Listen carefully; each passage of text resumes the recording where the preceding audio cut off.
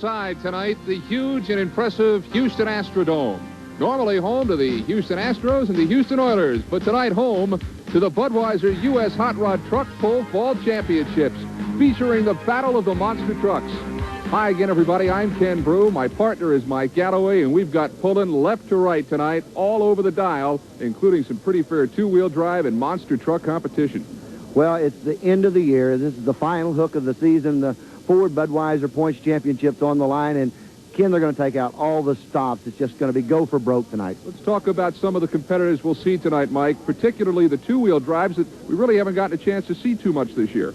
Rice Burner is going into this leading the competition. Looks like he may win it. We'll have to wait till the night's competition is over with to find out for sure, though. And the monster trucks, too. A nice array of these monster truck competitors. We've got a good set of monster trucks. Bigfoot's on hand. The new Samson truck is on hand, as well as a lot of other Texas trucks that are here tonight. It's going to be tough. There's 8 of them. It's going to be side by side and over the cars. A lot of fun. And the best part about it is you don't even have to move because it's all right here tonight on ESPN. The Budweiser U.S. Hot Rod Truck Pull Fall Championships, featuring the Battle of Monster Trucks, is brought to you by Budweiser, Beechwood Age, for that distinctively clean, crisp taste that makes Budweiser the king of beers.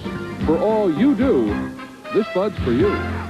Comes from Oklahoma City, USA. This is the Oklahoma Warrior. Behind the wheel of the Oklahoma Warrior, you might say, Paula Ewan, Oklahoma City? No.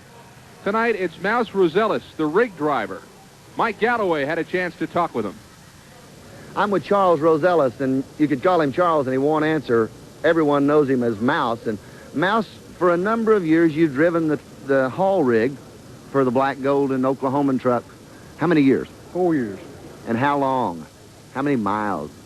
I'd be afraid to say. Bunch of them. A million? Pretty close. Tonight, we're going to drive something different. Yeah, I'm going to try driving one of the pull trucks. You think it'll be tough? I know it will be. What are you looking for, Mouse? What have you got on your mind? Get it over with. Just want to get it over with. Are you excited about it? Yeah, really I am. Think it'll be fun? Yeah. Would you like to do it all the time? I believe it would. You think you would? I would. Now, you've driven probably everything else. I've known you for a long time, and you've driven about everything that's got wheels on it. Do you think that this will be a different sensation with the supercharged motor? Yeah, it will. Well, we'll see if Mouse can live up to his reputation as the king of the road. There is Mouse, who probably has a few butterflies, I would think. Oh, Ken Broo, you know he's got to have a stomach full of them right now. First time he's ever had a helmet on in any kind of a modified racing type sport, pulling, racing, whatever. Supercharged 1,500 cubic inch, or 1,500 horsepower. Yeah. Chevrolet engine underneath the hood of the Oklahoma Warrior. A little different than driving down I-35, but we'll see how did he get the nickname Mouse? Well, his father gave all of his brothers nicknames. He's got a brother named Kisses and another one named Ish. Let's see what he does. He rolls it out. Good job. He's got a good hook. He could do it. Whoa! Bonsai'd it right down to the end. Outstanding hook.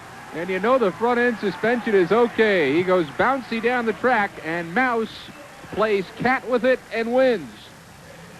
Look at this. Right from the start, he meant business. Look at this. He eases into it. Now he breaks the tires loose. He's kind of getting a hold of the throttle. It's a hand throttle. He's not used to that. But look at the butterflies. They're wide open. It's up on the wheelie bars. You're getting a little bit of fuel out of that right rear cylinder. But Ken Broo, this is a great pass for this truck. The box top's right here. All the weight on it puts him back up in the air and takes it right down to the end. Look at him just straining. He looks like he's going to be a little bit short of a full pull, but it was an absolute beautiful job. And for the Oklahoma Warrior tonight, with Mouse Rosellis behind the wheel, 194 feet, 7.5 inches. But if you've been with us for any of these shows, you know there is no more mythical name in pulling than Alan Gaines, the pride of Georgetown, Kentucky. Tonight, you're looking at one of the finest two-wheel vehicles in America. This is the Orange Blossom Special. And there is the man. Well, he's been around it forever. He knows it, reads tracks. He is it. And he can handle a job. But tonight, he's got to go outside. He has to go through the door here. And here he goes. Waited.